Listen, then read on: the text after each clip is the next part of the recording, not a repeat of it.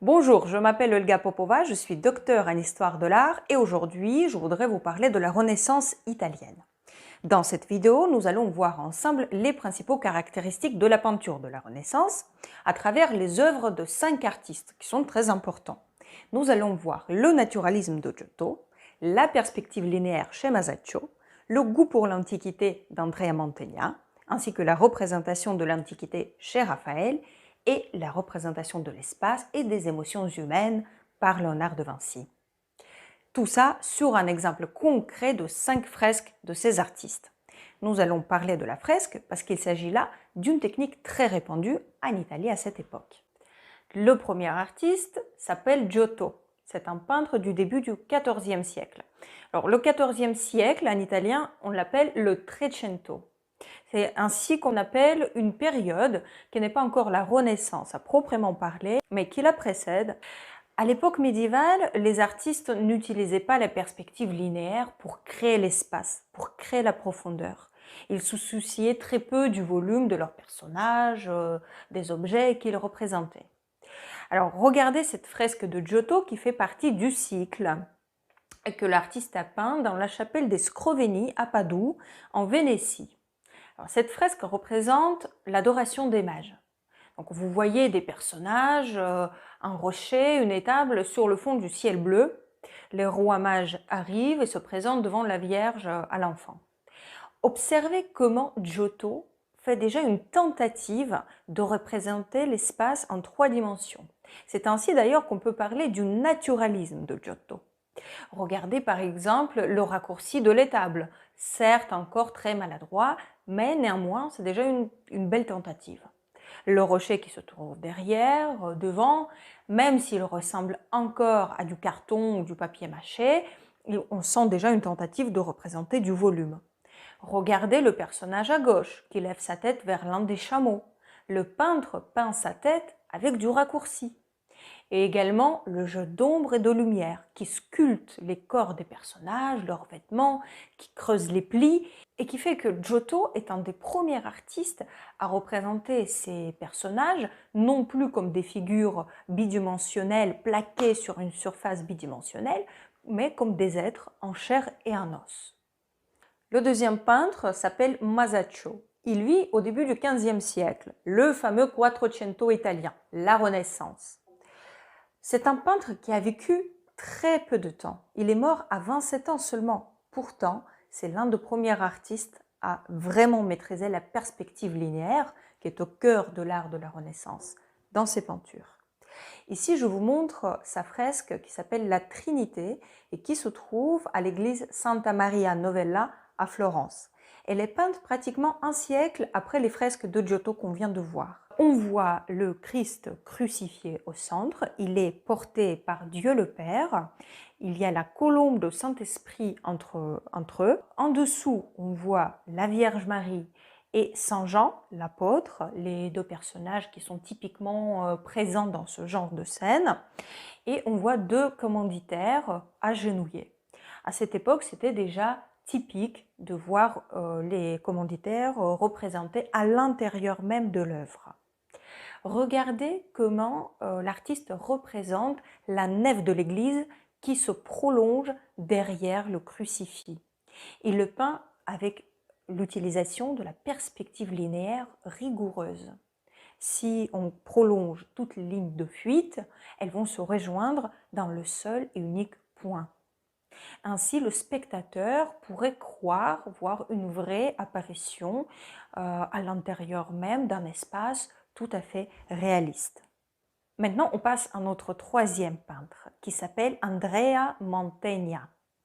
Il a étudié la peinture à Padoue, là où Giotto a peint ses fresques, rappelez-vous, donc en Vénétie. Mais Mantegna voyage beaucoup, il vit dans différentes villes et quand il apprend la peinture, il s'intéresse surtout aux objets issus des fouilles archéologiques, à des éléments de sculpture antique. Ce qui va former le trait de son style qui est très important, qui va le rendre reconnaissable, c'est l'intérêt pour la précision archéologique, pour l'imitation des éléments issus de l'archéologie. Alors, lorsque notre artiste vit à Mantoue, il travaille pour le marquis Ludovic III Gonzague de Mantoue et il exécute pour lui le décor de la fameuse chambre des époux, qui est une pièce privée à l'intérieur du palais ducal. Imaginez-vous, une pièce de 25 mètres carrés, 7 mètres de haut, vous rentrez à l'intérieur et tout est peint autour de vous. Vous pouvez voir par exemple toute la famille du marquis représentée sur l'une des parois. Lui-même, il est assis, il tient une lettre à la main, il se tourne vers son secrétaire comme pour en discuter. Il est entouré par sa femme assise à côté, ses fils qui sont derrière. À l'intérieur de cette fresque, tout est illusion. Regardez par exemple ce rideau qui semble découvrir la scène familiale pour le spectateur. Regardez également des personnages de la cour de Mantoue qui semblent rentrer, arriver vers le spectateur en écartant un autre rideau. Et l'artiste essaie de créer la profondeur grâce au raccourci des corps des personnages et grâce à leur position. Regardez par exemple le jeune homme qui se trouve devant l'un des pilastres, suggérant qu'il y a de l'espace entre ce pilastre et le bord de la fresque. Est-ce que vous vous rappelez de l'intérêt de Mantegna pour l'archéologie ? Regardez bien le muret qui se trouve derrière la famille de Gonzague. Vous voyez une magnifique marqueterie de marbre de différentes couleurs représentée avec beaucoup de précision, avec beaucoup de vérité. Ce muret avec ses palmettes aurait très bien pu être déterré lors l'une des fouilles de l'époque. Maintenant, on va se transporter directement à Rome et on passe à notre quatrième peintre, Raphaël. On a souvent dit sur Raphaël qu'il a atteint le degré le plus élevé dans son art, que ce soit dans le coloris, le dessin, la composition. Alors il est mort très jeune, il est mort à seulement 37 ans, donc sa mort précoce a encore plus alimenté cette théorie de génie, parce que qu'est-ce qu'il aurait pu créer s'il avait vécu plus longtemps ? Une de ses œuvres les plus connues s'appelle l'École d'Athènes. C'est une fresque qui se trouve dans le palais du Vatican, dans la chambre de la signature, où le pape signait ses documents. Raphaël travaille sur cette fresque entre 1509 et 1511, à la même époque quand Michel-Ange peint la chapelle Sixtine, au même moment quand Bramante construit Saint-Pierre de Rome. Donc on est en plein cœur de la haute Renaissance. L'école d'Athènes est un excellent exemple de l'importance que donnaient les artistes de la Renaissance à l'Antiquité. Observez l'architecture antiquisante qui crée l'espace de la fresque. Des arcs, des pilastres, des piliers, des niches, de sculptures d'Apollone et d'Athéna. Toute cette architecture monumentale sert de cadre pour la scène qui se déroule devant, où sont représentés les grands philosophes, mathématiciens, penseurs de la Grèce antique qui ont vécu à différentes époques. Et si on fait joindre toutes les lignes de fuite au centre du tableau de la fresque, elles vont se rejoindre également au centre sur les deux personnages centraux, non seulement de cette fresque, mais également les deux personnages principaux, probablement les plus importants de toute la philosophie européenne. À gauche, Platon et à droite, Aristote. Plus bas à gauche, on voit un personnage qui appuie sa tête sur son bras gauche, l'air un peu maussade. C'est le philosophe Hérodote qui est représenté sous les traits de Michel-Ange. Parce qu'il faut savoir que Raphaël et Michel-Ange ont une très forte rivalité à cette époque. Alors probablement Raphaël se venge de cette façon un peu fine en le représentant sous ses airs un peu maussade, un peu sauvage, puisque Michel-Ange était connu pour son caractère compliqué. À gauche de lui se trouve Pythagore. Plus à droite sur les marches, vous pouvez voir Diogène, le philosophe qui vivait dehors dans un tonneau. Encore plus à droite, Euclide.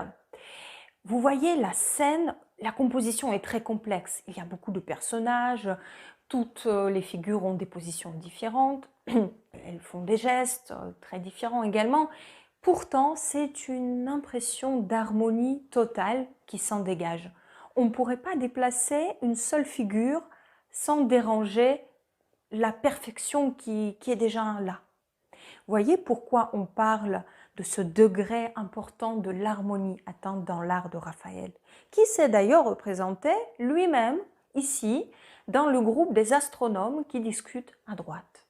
Enfin, notre dernier artiste est Léonard de Vinci et on va parler de la scène de Léonard de Vinci qui se trouve à Milan, qui lui a été commandée par le duc Ludovic Sforza pour le réfectoire du monastère Santa Maria delle Grazie. Alors Léonard ne peint pas une fresque classique, non. Il expérimente avec la technique. Il mélange la peinture à l'huile, la peinture à l'œuf, la détrempe. De surcroît, il peint sur une surface sèche et non pas la surface humide qu'on préconisait la technique classique de la fresque. Toutes ces expérimentations ont malheureusement donné une peinture beaucoup trop fragile qui s'est dégradée avec des années et qui nous est parvenue dans très mauvais état aujourd'hui. Malgré la perte de la splendeur de ses couleurs, le génie de Léonard nous est parvenu à travers les siècles. Regardez comment il représente l'espace derrière les personnages, qui est rigoureusement construit sur les règles de la perspective linéaire. Regardez comment il fait rentrer la vraie lumière, la lumière qui provient de la vraie fenêtre qui se trouve à gauche de la fresque, dans le réfectoire. Il la fait rentrer à l'intérieur de la fresque. Et par exemple, regardez comment cette lumière éclaire le mur à droite. Ainsi, le spectateur a l'impression d'assister à une vraie apparition de Jésus et de ses apôtres à l'intérieur d'un espace totalement réaliste. Léonard peint le Christ au milieu, au centre. Il vient d'annoncer que l'un de ses disciples allait le trahir. Il y a une vague d'émotions qui se propage de cet épicentre vers la périphérie. Regardez bien les gestes des apôtres, leurs expressions de visage inquiets, leur position.